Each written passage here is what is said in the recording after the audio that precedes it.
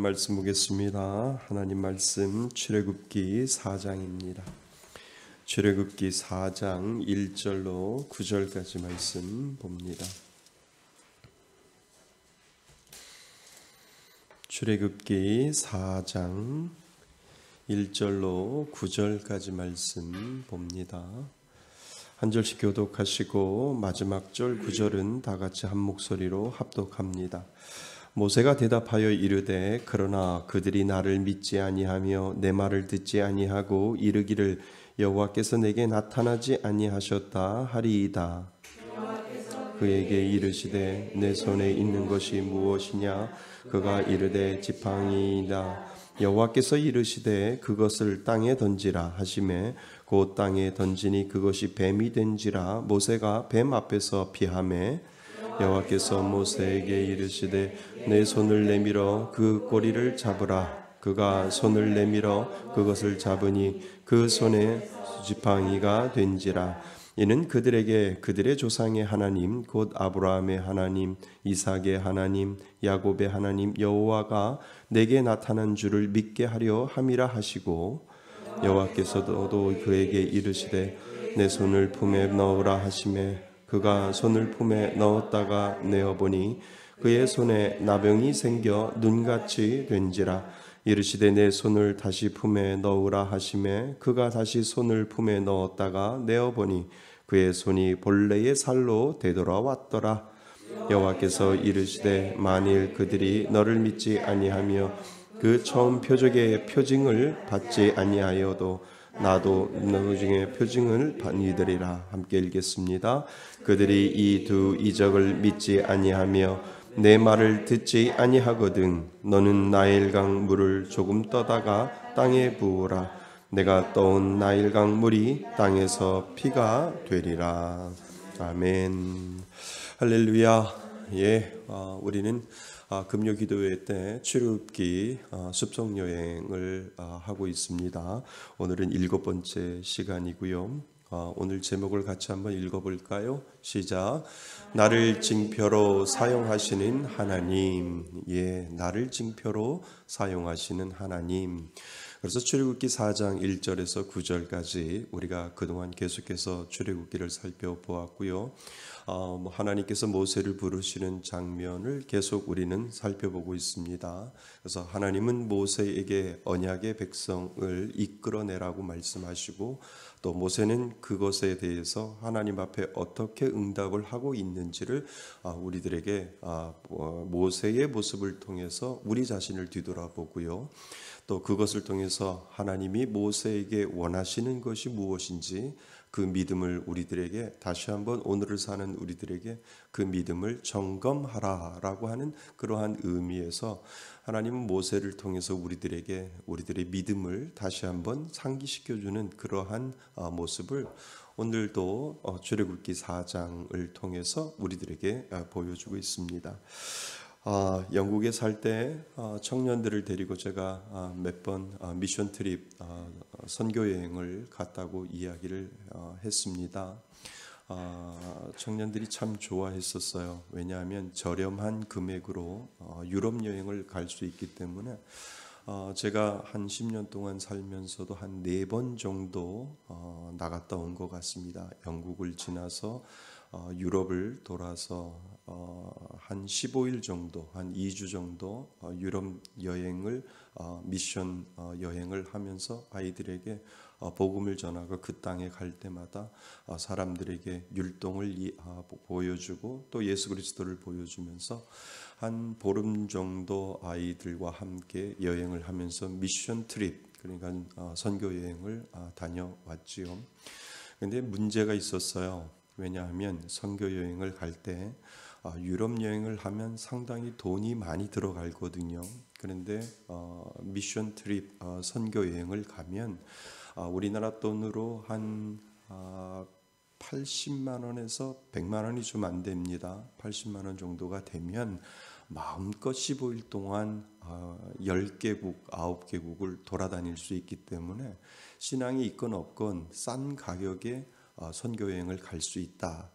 이름은 선교여행이고 내 평생에 언제 유럽 여행을 갔다 오느냐 해서 영국에 어학연수로 온 친구들이 신앙이 있든 없든 미션 트립 그 선교 여행에 지원서를 쓰고 나도 가겠습니다.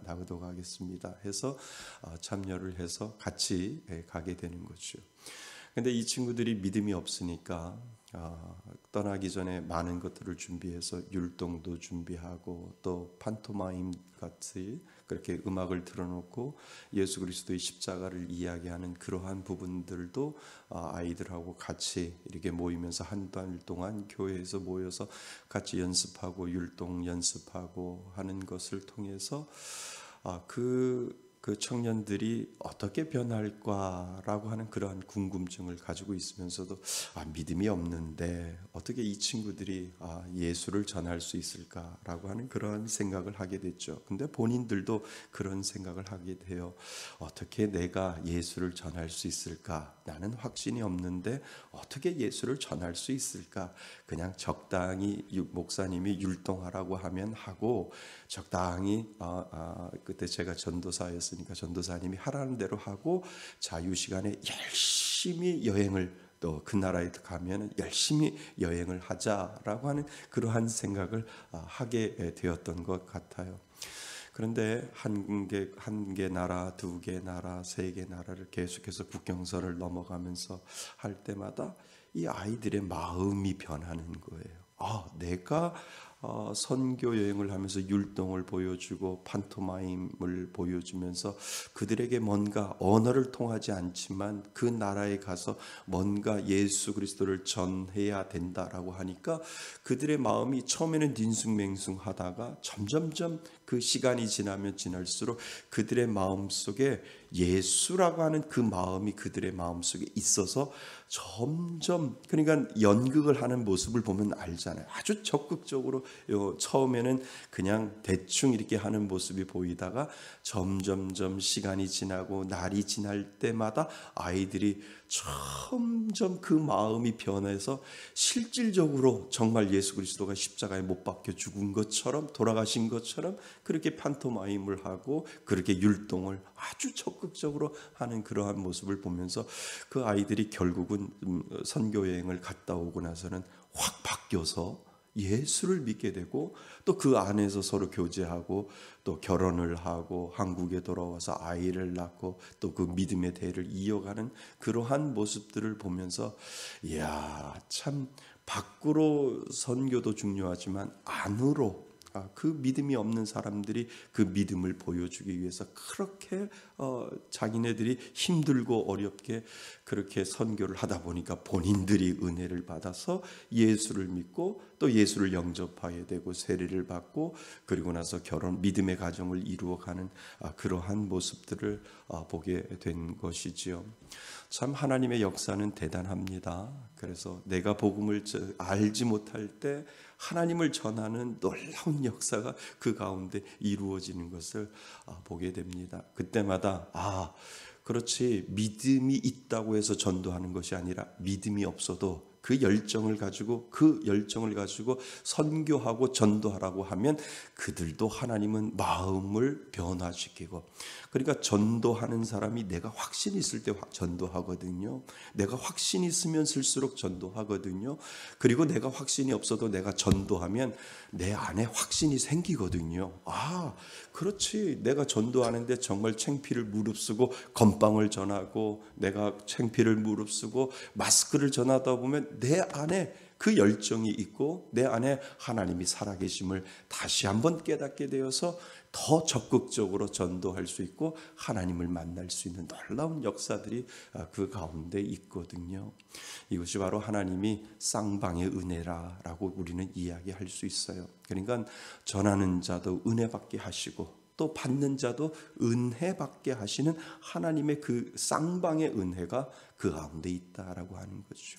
그래서 우리들에게는 전도가 필요한 거예요. 확신이 있을 때 전도하는 것도 중요하지만 확신이 없을 때도 나가세요. 나가서 전하세요. 그러면 하나님은 전하는 자에게도 은혜 주고 그 전하님을 받는 자에게도 하나님을 만날 수 있는 경험이 되어서 쌍방의 은혜가 전도를 통해서 이루어지게 된다라고 하는 것을 우리는 알게 됩니다. 모세는요, 하나님을 믿고 있었지만 부르심에 대한 확신이 없었어요. 하나님이 정말 나를 부르셨을까? 라고 하는 그러한 생각을 모세는 그 마음속에 가지고 있었던 것 같아요. 오늘 4장을 읽어보면 그 마음이 그대로 우리 안에 읽혀지고 있는 것을 우리는 볼 수가 있거든요. 왜냐하면 모세가 변명을 대잖아요. 그리고 모세가 핑계를 대잖아요. 사실 이 변명과 핑계는 자신에 대한 확신이 없어서 그런 거예요. 그러니까 하나님 앞에 이렇게 이야기하잖아요. 이스라엘 백성들이 나를 하나님이 보내셨다는 것을 믿지 않을 것입니다 라고 이렇게 이야기를 하잖아요. 하나님이 나를 부르시고 나에게 이야기를 하셔도요, 제가 이스라엘 백성들에게 나타나서 하나님이 나를 보내셨고 하나님이 나를 명령하셨고 하나님이 나에게 사명을 주셨습니다.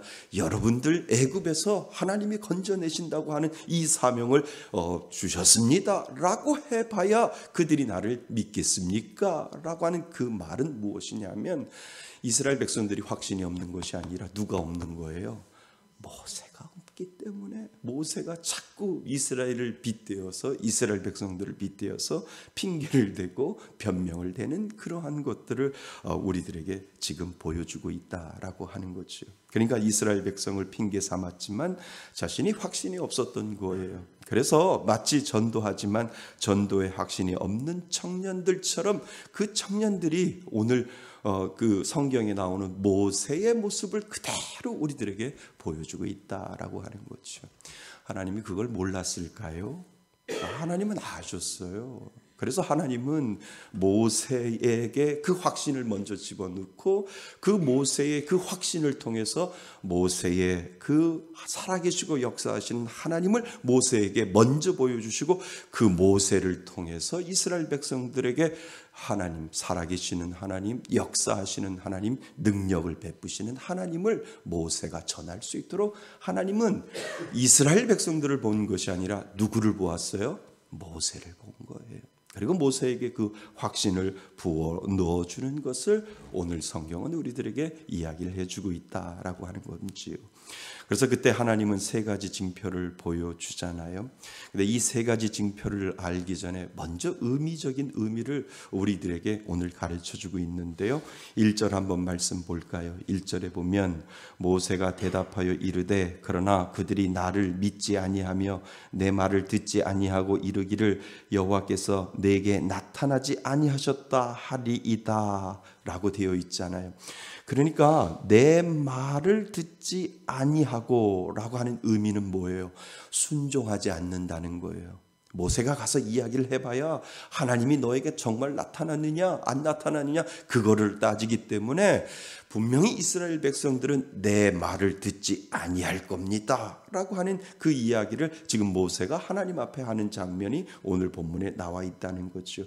그러니까 내 말을 듣지 않는다는 것은 순종하지 않는다라고 하는 것을 먼저 이야기를 해주고 있다는 거지요. 그런데 하나님이 그 순종하지 않는 것을 순종으로 바꿔주시는 그 놀라운 은혜를 오늘 본문에서 우리는 찾을 수 있습니다. 그것이 바로 4절 말씀이에요. 4절 말씀 같이 한번 읽어볼까요? 4절입니다. 시작. 여호와께서 모세에게 이르시되 내 손을 내밀어 그 꼬리를 잡으라. 그가 손을 내밀어 그것을 잡으니 그의 손에서 지팡이가 된지라. 자, 하나님께서 이야기를 했어요. 그 꼬리를 잡으라 라고 할 때 모세는 이 꼬리를 잡았다라고 되어 있거든요. 그러니까 이 잡았다라고 하는 의미를 온 힘을 다해서 그 뱀의 꼬리를 움켜쥐었다라고 하는 의미가 그곳에 있는데, 이것을 다른 말로 이야기하면 즉각적인 순종이 이루어졌다라고 하는 거예요. 그러니까 순종하지 아니하는 자에게 순종의 모습을 하나님께서 보여주셔서 이 모세가 하나님의 말씀에 먼저 순종하고, 하나님 알겠습니다. 살아계시는 하나님, 역사하시는 하나님, 기적을 베푸시는 하나님, 그 하나님에게 제가 내 말을 듣지 아니할 것처럼 순종하지 아니하는 그 이스라엘 백성에게 하나님은 먼저 저에게 그 뱀의 꼬리를 붙잡으라고 말씀하실 때 그것을 강하게 하나님의 꼬리를 붙잡으로 말미암아 순종의 모습을 저에게 먼저 보여주신 그 하나님의 은혜를 통해서 모세가 점점점 확신을 가지게 되는 것을 우리는 알게 됩니다. 그래서 진정한 순종으로 확신을 보여주신다라고 하는 것이지요. 그렇다면 우리는 세 가지 징표를 좀 의미적으로 좀 살펴볼 필요가 있어요. 첫 번째 징표가 뭐예요? 지팡이가 뭐가 되는 거예요?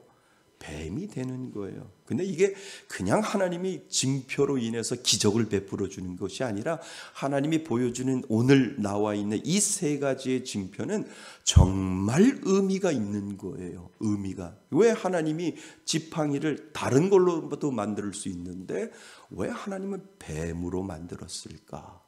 우리가 질문해 볼 필요가 있잖아요. 그런데 그런 생각해 보셨어요? 애굽에 가면 모래 탑이 있는데 그걸 뭐라 그러죠? 스핑크스, 피라미드 스핑크스라고 하잖아요. 그 모양이 무슨 모양이에요? 코브라 뱀 모양이잖아요. 스핑크스가. 그러니까 하나님은 그걸 알고 있었다. 이 애굽 사람들은 이 뱀을 우상시하고 뱀을 정말 자기네 나라의 가장 큰 우상으로 생각을 해서 지금도 애굽의 스핑크스처럼 이렇게 모습이 형상이 코브라가 이렇게 화를 내면서 이렇게 잡아먹을 것처럼 코브라가 이렇게 있는 그 모습의 형상처럼 지금도 애굽에 가면 그 스핑크스나 이러한 모습들이 뱀의 모습을 가지고 있었다라고 하는 거예요. 이 모습은 무엇이냐 하면 하나님이 이 뱀을 깨부시겠다라고 하는 거예요. 이 우상을 내가 징표를 보여주는데 이 징표가 그냥 우연한 징표가 아니라 모든 것들이 다 의미가 있는 건데 제일 먼저 너가 지팡이를 던져서 그 지팡이를 통해서 뱀의 꼬리를 잡게 하고 그 뱀의 꼬리를 잡으로 말미암아 이 뱀도 하나님 앞에서는 아무 소용이 없는 그냥 아무 소용이 없는 미물에 불과하다라고 하는 것을 하나님이 보여주시기 위하여 모세에게 지팡이를 던져서 뱀을 만들게 하시고 그 뱀의 꼬리를 붙잡아서 하나님이 이 뱀조차도 하나님 애굽의 영원한 신이라고 하는 이 우상신도 하나님이 하찮게 여기시고 하나님이 깨부시면 그냥 깨부실 수 있다라고 하는 의미를 하나님이 보여주시기 위해서 뱀으로 첫 번째 기적을 뱀을 일으켜 주신 거죠. 근데 그거 생각해 보셨어요? 옛날에 시골에서 뱀 잡을 때 어디를 잡아요? 안 집사님 어디를 잡아요? 모가지, 뱀 머리를 잡잖아요. 근데 뱀 꼬리를 잡으면 물려요. 뱀이 바로 돌아서 가지고 뒤틀려 가지고 그걸로 손을 잡아버리자. 근데 왜 하나님은 뱀의 머리를 잡으라고 하지 않고 왜 뱀의 꼬리를 잡으라고 했을까? 그런 생각 우리가 해보잖아요. 그것도 아무리 뱀의 꼬리를 잡든 뱀의 머리를 잡든 하나님 앞에서는 아무 소용이 없다라고 하는 의미가 있다는 거예요. 뱀의 꼬리를 잡아도 금방 지팡이에 불과한 그러한 연약한 미물이다라고 해서 아무리 애굽이라고 하는 우상이 판을 쳐도 하나님이 그 뱀의 꼬리를 잡아도 그 뱀의 꼬리가 물지 아니하도록 하나님께서 역사를 나타낸다라고 하는 의미가 그곳에 들어있다라고 하는 거죠. 그러니까 뱀의 꼬리든 뱀의 머리든 상관없이 하나님 앞에서는 아무 소용이 없다라고 하는 의미가 그곳에 분명히 들어있다라고 하는 거죠. 그래서 하나님은 원하시는 것이 무엇이냐 하면 분명히 모세도 알았을 거예요. 왜 머리를 잡으라고 하지 왜 꼬리를 잡으라고 했을까? 그래도 모세는 하나님의 그 능력에 그 지팡이가 뱀으로 변하는 것을 보면서 하나님의 능력을 인정하고 순종하고 있는 것을 우리들에게 지금 보여주고 있다라고 하는 거죠. 그러니까 순종은 능력을 불러일으킨다니까요. 아멘. 순종은 능력을 불러일으킵니다. 그래서 하나님은 끊임없이 여러분들에게, 저와 여러분들에게 말씀하시고, 하나님은 오늘도 우리들에게 하나님, 내가 이해되지 않아도 하나님이 주시는 그 말씀에 순종하겠습니다 라고 하는 그 믿음의 첫 발을 하나님께서 원하신다고 하는 거죠. 왜 하나님은 머리를 잡으라고 하지 아니하고 왜 꼬리를 잡았을까라고 하는 그 이해, 언더스탠딩을 위해서 계속해서 질문한다면 순종이 되겠냐는 거죠. 모세는 하나님이 꼬리를 잡으라 할 때 그냥 순종하면서 꼬리를 잡았다라고, 그때 능력이 나타난다는 거죠. 우리에게도 필요한 것이 그 순종이다라고 하는 것을 오늘 우리들에게 가르쳐주고 있습니다. 그러니까 이 모세가 점점점 자신의 확신을 갖게 되는 거예요. 아, 이스라엘을 먼저 확신시켜주는 것이 아니라 하나님, 살아계시고 역사하시는 그 하나님의 놀라운 은혜를 나에게 확신시켜줌으로 말미암아 머리를 잡든 꼬리를 잡든 살아계신 하나님 앞에 내가 모든 것들을 맡기면 하나님은 능력을 베풀어 주시는 하나님이시다라고 하는 그 사실을 모세는 점점점 깨닫게 되는 것을 우리는 알게 됩니다. 그리고 하나님이 또 두 번째 징표는 뭐였어요? 너의 손을 어디에 가슴에 넣었을 때, 그리고 빼보라고 하셨을 때 그 손이 어떻게 됐어요? 나병 환자처럼, 흰 나병 환자처럼 그러한 모습으로 보였을 때 모세는 놀랬을 거예요. 그리고 나서 하나님이 다시 그것을 집어넣고 빼라고 했을 때 온전하게 되는 것을 보게 되는 거죠. 이거는 어떤 의미일까요? 어떤 의미일까요? 내 죄가 주홍같이 붉을지라도 양털같이 희게 하겠다라고 하는 의미가 여러분들 안에 지금 생각이 나나요? 하나님이 이스라엘 백성들을 부를 때 그들이 죄악 가운데 있다 할지라도 하나님이 그들이 나병 환자처럼 절대 낫지 못하는 그러한 죄를 가지고 있다 할지라도 품속에 집어넣다 빼면 너의 죄가 주홍같이 붉을지라도 내가 양털같이 만들겠다라고 하는 하나님의 능력이 그 안에 있다라고 하는 거죠. 그러니까 하나님이 모세에게 그 징표를, 두 번째 징표를 보여주고 있는 거죠. 야, 너 죄가, 너가 살인죄로 인해서 끊임없이 도망가서 광야에서 네가 생활한다 할지라도 네 죄가 주홍같이 붉을지라도 양털같이 희게 할 수 있는 능력을 나는 가지고 있어 라고 하나님께서 모세에게 확신시켜 주는 거죠. 그러니까 하나님 앞에 순종하면 내가 죄 가운데 있다 할지라도 내 죄를 내가 용서할 수 있는 능력까지도 나는 가지고 있다라고 하는 그 징표를 보여주기 위해서 하나님이 이 속에다가, 품에다가 넣었다 뺐다라고 하나님께서 말씀하여 주시면서 네가 모든 잘못을 있다 할지라도, 이스라엘 백성들이 죄악 가운데 있다 할지라도 나는 야곱의 하나님, 아브라함의 하나님, 이삭의 하나님을 기억해서 내가 너희들을 구원의 자리로 내가 만들어 놓겠다라고 하는 하나님의 모습이 그 가운데 있다라고 하는 거죠. 그래서 하나님이 우리들에게 준 가장 좋은 것이 뭐라고 제가 예전에 말씀드린 적이 있는데, 하나님이 오늘을 사는 우리들에게 무엇을 주었다고요? 회개를 주었다고요. 회개를 주지 아니하면 우리는 죽어도 벌써 죽었을 텐데, 우리들의 마음속에 하나님은 회개라고 하는 그 영을 주셔서 내가 잘못해도 하나님 앞에 회개할 수 있는 그 마음으로 나아가서 하나님이 나의 죄를 발갛게, 나의 주홍 같은 죄를 흰 양털같이 희게 만들 수 있는 그 회개의 은혜를 하나님이 허락하여 주셔서 오늘을 살아갈 수 있도록 만들어 주신 하나님, 그 하나님이 저와 여러분들의 하나님이신 줄 믿습니다. 우리에게 회개가 없으면 우린 죽었어요. 그러니까 오늘도 하나님은 넣고 빼라는 거예요. 네 죄가 이렇게 나병 환자처럼 너의 낫지 못하는 영원한 허영벌의 죄를 받았다 할지라도 나를 믿고 순종하고 넣었다 빼면 너에게도 온전히 나을 수 있는 은혜를 줄 거다라고 하는 그러한 하나님의 징표가 의미적으로 우리들에게 보여주고 있다라고 하는 거죠. 나일강은 젖줄이랬잖아요. 세 번째 징표, 나일강을 뭐로 바뀌겠다고요? 피로 바뀌겠다는 거예요.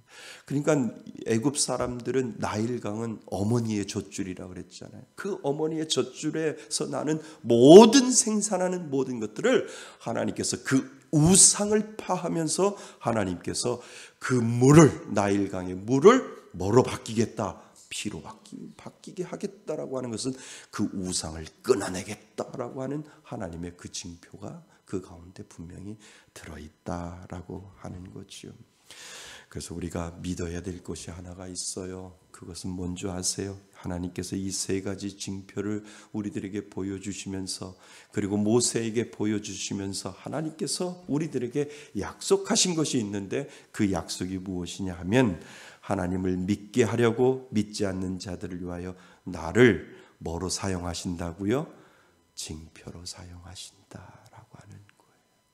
이것이 은혜로 다가올 줄 믿습니다. 믿는 자에게는 그 징표의 DNA가 있다니까요.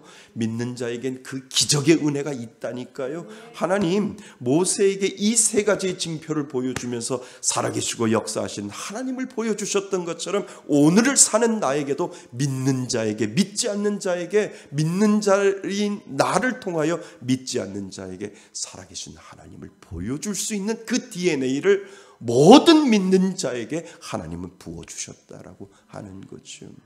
그러니까 사람들이, 믿지 않는 사람들이 나를 보면서 살아계신 하나님을 볼 수 있다라고 하는 거예요. 우리는 오늘도 드러내야 되는 거예요. 왜요? 우리 안에 그 인자가 있다니까요. 하나님을 믿는 자에게, 하나님의 구원의 은혜가 있는 자에게, 하나님의 그 능력을 믿는 자에게, 모세에게 주셨던 그 징표가 오늘을 사는 우리들에게도 분명히 나타난다라고 하나님께서 우리들에게 약속해 주셨다라고 하는 거죠.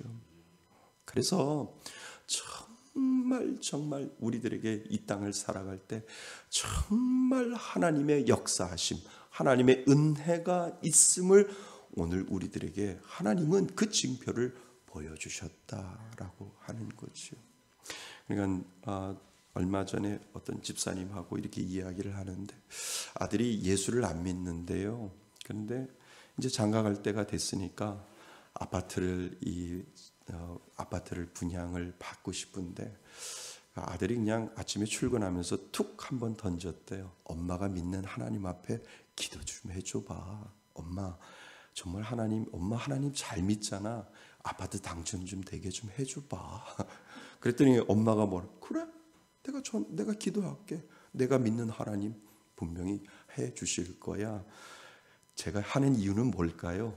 아파트가 됐기 때문에 그런 거잖아요. 그러니까 그 아들이 뭐라 그래요? 하나님 정말 살아계시네. 엄마가 믿는 하나님 정말 살아계시네. 아파트 정말 안 된다고 그렇게 나는 생각하고 있었는데, 엄마가 기도하니까 살아계신 하나님이 그 징표를 보여주셨네 라고, 그 놀라운 역사가, 그 집사님이 저한테 간증을, 우리 아들이요, 엄마 한번 기도해봐, 이렇게 툭 던지고 출근을 했는데, 정말 기도하니까 하나님이 그 아파트가 당첨될 수 있도록 만들어주시고, 그러니까 지금도 살아계시고 역사하신 하나님이 역사하신다니까요. 내가 그것을 믿고, 그래 걱정하지 마, 하나님 앞에 기도할 때 하나님은 놀라운 역사가 이루어진다라고 하는 거예요. 그러니까 우리 경험했잖아요. 목사님 저기 산꼭대기 집 좀 팔리게 기도해 주세요. 네, 할렐루야. 집 팔렸어요. 목사님 저기 땅 팔리게 해주세요. 네, 알겠습니다. 열심히. 제가 능력이 있어서 그런 게 아니라 하나님이 그 능력을 사용하셨다니까요. 그랬더니 목사님 땅 팔렸어요 라고 하잖아요. 하나님은 오늘도 역사하시고, 하나님은 오늘도 그 징표를 믿는 자를 통해서 보여주시는 하나님, 그 하나님이 우리들의 하나님이신 줄 믿습니다. 그러니까 잊지 마세요. 여러분들 안에도 하나님이 충분히 사용할 수 있는 그 징표의 DNA가 분명히 있다라고 하는 사실을 여러분 기억하실 수 있기를 바랍니다. 그래서요, 우리가 꼭 믿고 기억해야 할 것은, 먼저 나를 믿게 하시고 나를 통해서 남을 믿게 하시는 하나님, 그 하나님이 나의 하나님이시다라고 하는 이 믿음의 고백이 저와 여러분들에게 꼭 필요하실 줄 믿습니다. 하나님은 나를 믿게 하셔요. 살아계시고 역사하시는 그 하나님을 믿게 하셔요. 모세를 확신시켜 주셨던 하나님, 오늘 사는 우리들에게도 믿는 자에게 그 확신을 주시고 나를 통해서 다른 사람들에게 살아계신 하나님, 역사하시는 하나님, 그 징표를 나를 통해서 사용하시는 하나님이 오늘 분명히 있다라고 하는 사실을 여러분 기억하실 수 있기를 바랍니다. 그래서 최고의 은혜는 뭐냐면 나를 보면서 뭐라고 해요? 아우, 하나님 살아계시네요. 아우, 하나님 계시네요. 이것이 가장 큰 고백인 줄 믿습니다. 이 은혜로 우리는 살아가는 겁니다. 이 은혜를 가지고 하나님 저에게도 이 징표를 주셨사오니 하나님 지시대로 나를 통해서 하나님의 놀라운 징표를 믿지 않는 자에게 보여주옵소서라고 하는 놀라운 역사가 이루어지기를 주님의 이름으로 축원드립니다. 대학 선교교회에서 목회하시는 그 목사님이신데요. 이름은 제가 김형남 목사님이신가 그래요. 근데 한 청년이 그 대학 선교를 하는 청년인데 한 청년이 와서 예배 시간에 막 삿대질을 하면서 하나님이 살아 있습니까? 하나님이 지금도 있습니까?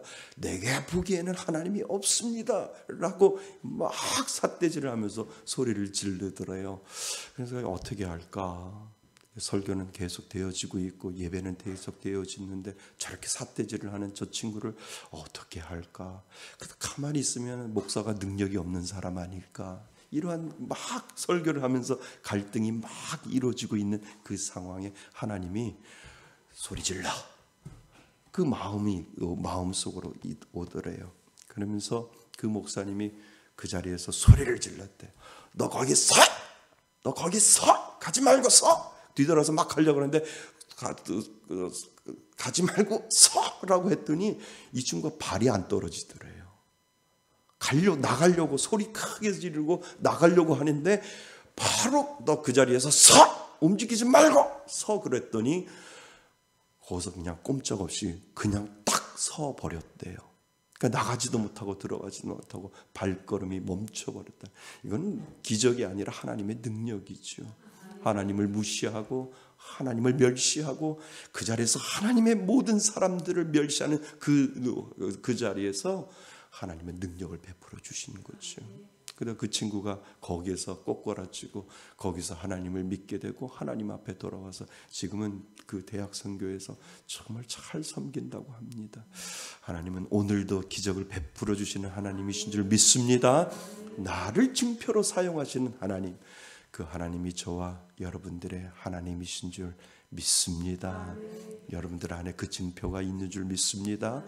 오늘도 하나님 앞에 간절히 기도할 때 나를 통해서 그 징표를 사용하시는 하나님, 그 하나님이 저와 여러분들의 하나님이신 줄 믿습니다. 그 은혜를 늘 간직하면서 믿음으로 하나님 앞에 나아가시는 저와 여러분이 되시기를 주님의 이름으로 축원드립니다. 아멘. 오늘 주시는 말씀을 가지고 우리 찬양하면서 기도의 자리로 나가려고 합니다. 우리 하나님 앞에 찬양하면서 우리 나가겠습니다. 신실하게 진실하게.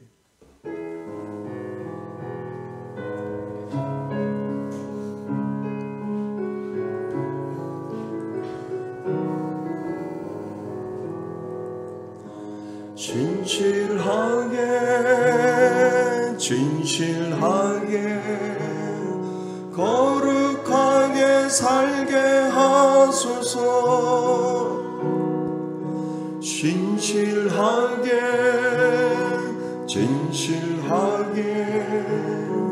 거룩하게 살게 하소서.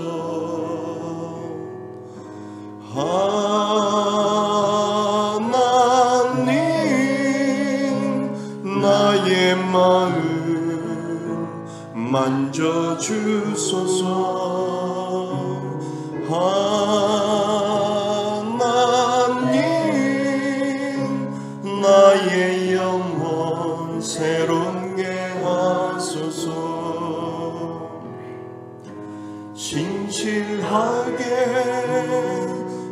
진실하게 거룩하게 살게 하소서. 진실하게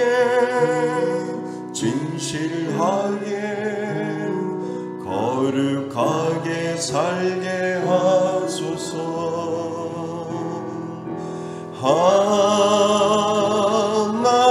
하나님 나의 기도 들어주소서.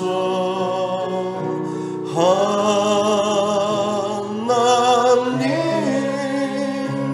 나의 길로 인도하소서. 우리 가슴에 손을 얹고 진실하게. 하나님은 오늘도 신실한 자를 찾으십니다. 하나님의 말씀에 순종하며 나에게도 하나님은 그 징표를 보여주셨기에 하나님 오늘도 나를 사용하여 달라고 우리는 믿음으로 고백할 수 있습니다. 하나님 나에게 진실한 마음을 달라고 고백합니다. 하나님 나의 마음 만져주소서.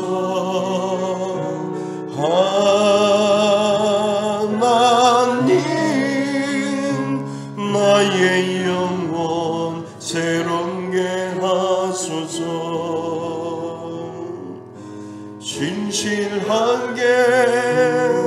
진실하게 거룩하게 살게 하소서. 진실하게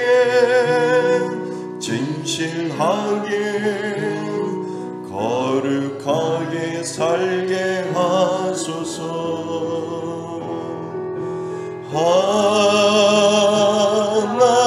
하나님 나의 기도 들어주소서. 하나님 나의 길로 인도하소서. 우리 기도합니다. 오늘 말씀을 위해서 기도하실 때 하나님 오늘 나에게 주신 귀한 말씀 내 마음속에 머물게 하여 주셔서 나를 징표로 사용하여 주시고 오늘 그 징표를 나타내어 주시는 그 하나님을 오늘도 믿습니다.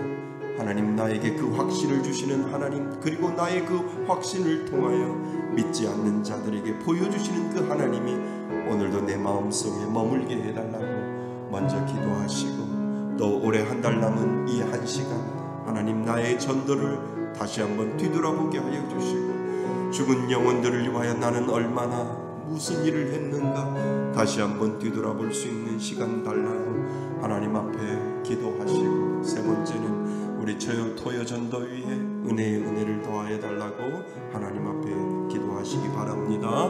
우리 이 세 가지를 놓고 주여 한번 외치고 하나님 앞에 기도합니다. 주여! 아버지 하나님,